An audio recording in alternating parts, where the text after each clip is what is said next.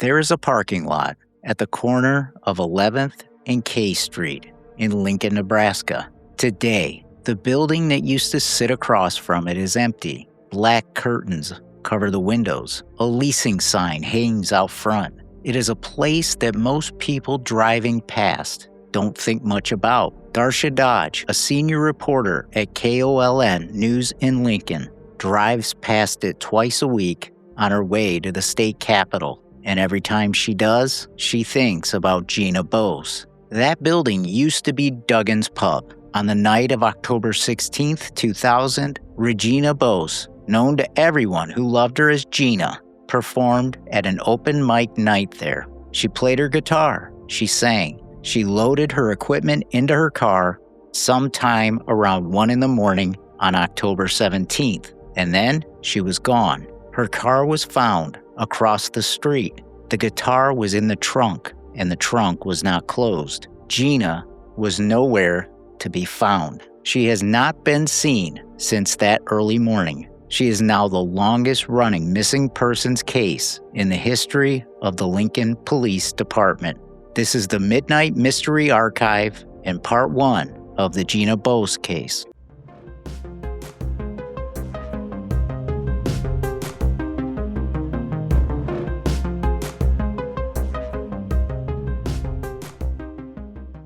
To understand what happened to Gina Bos, you have to understand the world that she lived in. Lincoln, Nebraska in October 2000 was a city of approximately 225,000 people, a college town anchored by the University of Nebraska, a place with a specific culture, tight-knit communities, familiar faces, the kind of city where the regulars at an open mic night know each other, know the bartenders, and know who belongs. It was not a city where women disappeared. Gina was 40 years old. She had 3 children. She had recently started a new job at Kinko's. She was in a relationship with a man named Michael Johnson, who she had been seeing long enough that her family knew about him but had not yet met him. She had been working toward the dream of owning her own home through the Habitat for Humanity program, a goal that spoke to where her head was in the fall of 2000. She was building something. She was not leaving. She was also, by every account available, deeply rooted in the lives of her children. Her family describes her as a woman whose life, at the time of her disappearance, was essentially about 3 things: her kids, her music, and the relationship she was quietly building. No financial distress in the public record. No documented conflict. No history of alcohol or drug problems that might have created dangerous patterns or connections to dangerous people. Her sister Janelle, who has spent 26 years advocating for answers, has described Gina in terms that don't read like a eulogy. They read like someone trying to make sure you understand who you're actually talking about. She called her a brilliant, brilliant light, a creative light, a beacon of joy. There is a photograph of Gina that people who encounter this case tend to remember, and I can speak to this personally. Looking at her photographs on the 411gina.org page, something registered with me immediately. I look at her and I think she looks like a genuinely nice person. And that's basically how I described it when speaking with Ed Densel during our recent Witness Wednesday conversation. My head immediately went to why would somebody do something to her? Darsha Dodge, who covered the 25th anniversary of Gina's disappearance for KOLN in Lincoln and has gotten to know the family since, described the same photographs. You see those dimples and you know the creases because her eyes are just so creased from smiling, and this big beautiful smile, and you think, man, I really wish I knew. I just wish I knew. And 2 people, years apart, looking at the same images and arriving essentially at the same place. That is not a coincidence. It is what a person who is genuinely loved looks like in photographs. Now, Gina was a musician, not a professional, a working mother with 3 kids and a day job. doesn't normally have the hours for that, but she played, and she played well enough that she was a regular presence at open mic nights in Lincoln. Duggan's Pub was one of the venues where she performed. What this means for her story is worth examining carefully. Ed Dentzel has covered hundreds of missing persons cases on his podcast Unfound and has known performers throughout his life. His observation about what it means to be a solo female performer at a bar in the late hours of the evening is not speculation. You know, you're up there and you're in front of a bunch of people, or a woman, especially if she's performing by herself. She's not with a band who might be guys who might be looking out for her. She's out there by herself, and then all it takes is one bad guy out in the audience to be a predator and sees her, by herself. This is not a statement that Gina was in any way responsible for what happened to her, because she wasn't. She was doing nothing wrong. She was doing something she loved. She was doing something she had done hundreds of times. What it is a statement about is the specific circumstances of that night, the visibility, the late hour, the solo departure that created a risk profile that did not exist in her ordinary everyday life. Her sister Janelle is also a performer. In the family's advocacy work, they carry that dimension of Gina's story with them wherever they travel. Music was not incidental to who Gina was. It is part of why this case is being covered at all, because the person who played that night at Duggan's deserved to be home. On the evening of October 16th, 2000, Gina Bos performed at that open mic night in Lincoln. What was in that room matters. Open mic culture in a college town like Lincoln in 2000 is specific. The regulars who show up for these nights are not strangers to each other. They know the performers, the bartenders, the other musicians. In a way, it's a small community unto itself. And that community is also, by definition, a circle of people who know Gina was there, who saw her play, who saw her at the bar afterward. And it is from somewhere within that circle or on its edges that investigators have long believed the answer to this case comes. Dave Bos, Gina's ex-husband, was there that evening. He left at approximately 10:30 p.m. He has not been named publicly as a suspect, and the direction of the investigation has not focused on him. What his presence establishes in the social geography. This was not a random venue where Gina appeared anonymously. She was known there, and the people around her that evening were, in varying degrees, known to her. What happened in the 2.5 hours after Dave Bos left is the longest gap Gina continued at the pub from approximately 10:30 p.m. until approximately 1 a.m. That window is the last sustained stretch of her life that was observed by people who knew her. No documented account of what happened during those hours, who spoke with her, whether anything unusual occurred, whether anyone's attention seemed unwelcome, has ever been made public. What we know is that she was there, that she was visible, and that she was well. At some point close to 1 a.m., Gina finished for the evening and went to load her equipment into her car, which was parked in the lot across the street from Duggan's. Gina's car was a Saturn. It was found in the parking lot across the street from Duggan's Pub on the morning of October 17th. The guitar was in the trunk. The sheet music was in the trunk. The trunk was not closed. Gina's purse was not in the car. Ed Dentzel, who has spent years thinking about what those details mean, described it precisely. We think about anytime we go to the grocery store, we take things out to our car, just maybe a few items. We realize there's just that very minimal amount of time where we get the groceries into the trunk and we shut the trunk. It's within seconds. Well, something happened just in that very small sliver of time. That's what still sticks with me. Break that down. The guitar went in, the sheet music went in, yet the trunk did not close. Those are sequential actions. The first two happened, and the third did not. The interval between placing the sheet music and reaching back to lower the trunk lid is a matter of seconds. Whatever happened to Gina Bos happened in that interval. The purse creates a question the trunk alone does not answer. If Gina was taken against her will, at the moment she was loading the car, her purse, which she would have been carrying, should have been on her. It was not in the car, which is consistent with her having it. But its absence from the car also opens a narrower window. She either had it with her when she was taken, or she went back inside after loading, and the departure from the pub was not her final departure to the car, but an intermediate one. Dentzel raises one complication honestly, because this is the kind of case that demands intellectual honesty. Could this just be a situation where she really actually didn't get abducted? Is it possible that she went out and put that stuff in her car and simply didn't shut the trunk? She didn't slam it hard enough. I forget what kind of car. Was it a Saturn or something? Yeah, but maybe she didn't shut the trunk solid enough or something, and she actually willingly got in somebody else's car. He is not endorsing this theory. He is naming it, because a sound investigation has to consider it.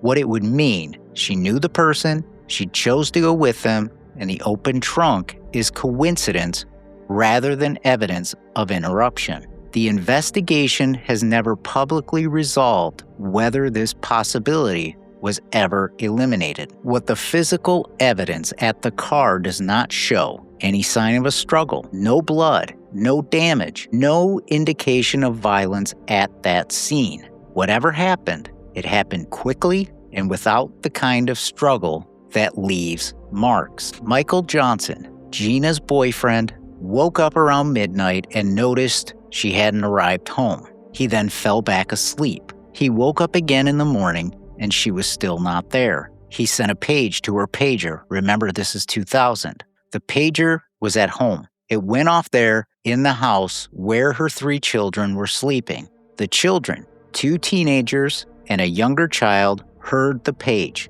They looked around the house. Their mother was not there. They called their father, and then they called their grandparents. That phone call, at some point on the morning of October 17th, is what started this case. By the time Lincoln police received a missing persons report at 6:38 a.m., Gina had already been gone for approximately 5.5 hours. Ed Dentzel put the significance of that gap in terms that anyone who has followed missing persons cases will recognize. These crime shows, the first 48 hours, that's just marketing. That's just marketing. It's the first seconds. Yes. The first seconds, at least when it comes to disappearances, because that's what I do. Murders, that's not really my business. But disappearances, it's the first seconds. Anything past the first seconds is a long time. So 7 hours, it's like going back to the time of the dinosaurs. By the time investigators were on the scene, by the time the cadaver dog search covered the downtown area around Duggan's and the parking lot and the surrounding blocks, whatever trace existed of what had happened had hours to disappear. The search found nothing. No physical evidence, no witness account, nothing that moved the case forward in those first critical hours. The cameras at Duggan's were not working that night. Let us be specific about what the non-functioning cameras mean. If the cameras at Duggan's pub had been recording on the night of October 16th and the early morning hours of October 17th, investigators would have had footage of that parking lot. They would have had footage of who was near Gina's car. They would have had footage of the 10 to 15 minutes between when she left the bar and when the trunk was found open. The most important window of evidence in this case, the window that contains whatever happened to Gina, would have almost certainly been visible. Instead, investigators have nothing. This is not the only missing persons case where a non-functioning surveillance camera stands between the known and the unknown. It is one of the most consistent patterns in disappearances from bar and venue settings. The cameras that are present are not always recording. And the nights when they are not recording are the nights that matter the most. What investigators were left with, absent video, was the physical scene and human memory. The physical scene showed a car with an open trunk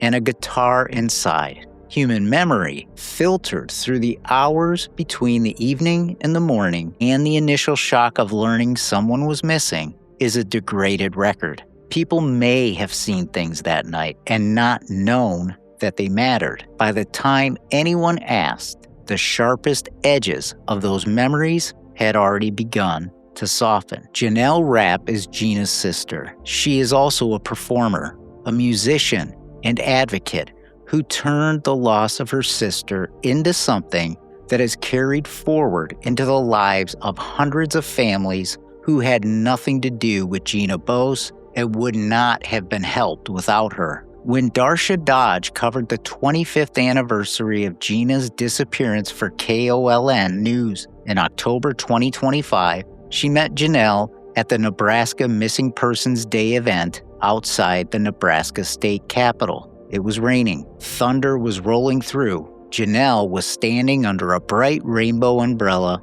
holding her instrument. She said something to the crowd that Dodge has not been able to let go of. It's been raining since October 17th. Dodge described what she saw. And you can just feel the emotion. And it was such a powerful day. Just even when the rain was coming down, even knowing the reason why we were there and so many other families of Nebraska missing persons were there, it was still such an incredibly moving and powerful day. And I think that is one core day that will always stick out to me. It's a core memory, I think, for me. Janelle's sisters Leanne and Tammy were there too, under that same umbrella, in the rain, at the foot of the state capitol building, singing for a woman, their sister, who had been gone for 25 years. And at points, I didn't know whether I should cry or I should smile, and you almost wanted to do both because of how beautiful it was. In the email that Janelle sent to me when she agreed to speak with us, she referred to her sister as my sweet sister Gina. Of all the correspondence I've received from families, those words, those 4 words, I don't think any of them hit me quite like reading that. And I don't know why. There was so much love and care in those words, and it bolstered my desire to cover Gina's case. That phrase is not the language of a person who has made peace with something. It is the language of someone who still carries the weight of it as though it happened yesterday. Because for Janelle and for Leanne and for Tammy and for Gina's children who grew up without her in every way that matters, it did. On the next episode, part 2, we look at the investigation, what the detectives said publicly in 2018 to Dateline, what Nebraska law requires to bring a case without a body, 411gina.org advocacy, and what 26 years without resolution tells us about where this case stands today. If you have information about Gina Bos' disappearance, contact the Lincoln Police Department at 402-441-6000 or Crime Stoppers at 1-800-222-8477.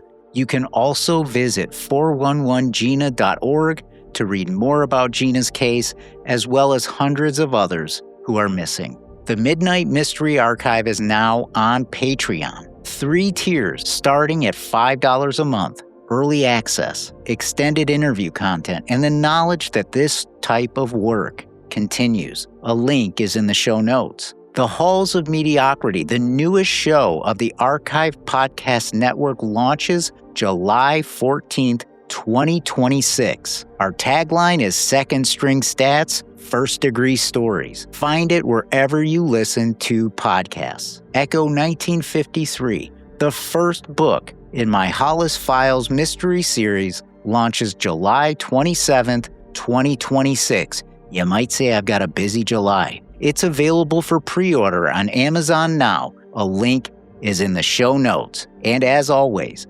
please leave us a rating on Apple Podcasts or Spotify. It helps us so much to bring new listeners to the show and the cases that we cover. Remember, next week, our Monday mini episode, our Witness Wednesday interview with Darsha Dodge, in part 2 of the Gina Bos story. Until next time.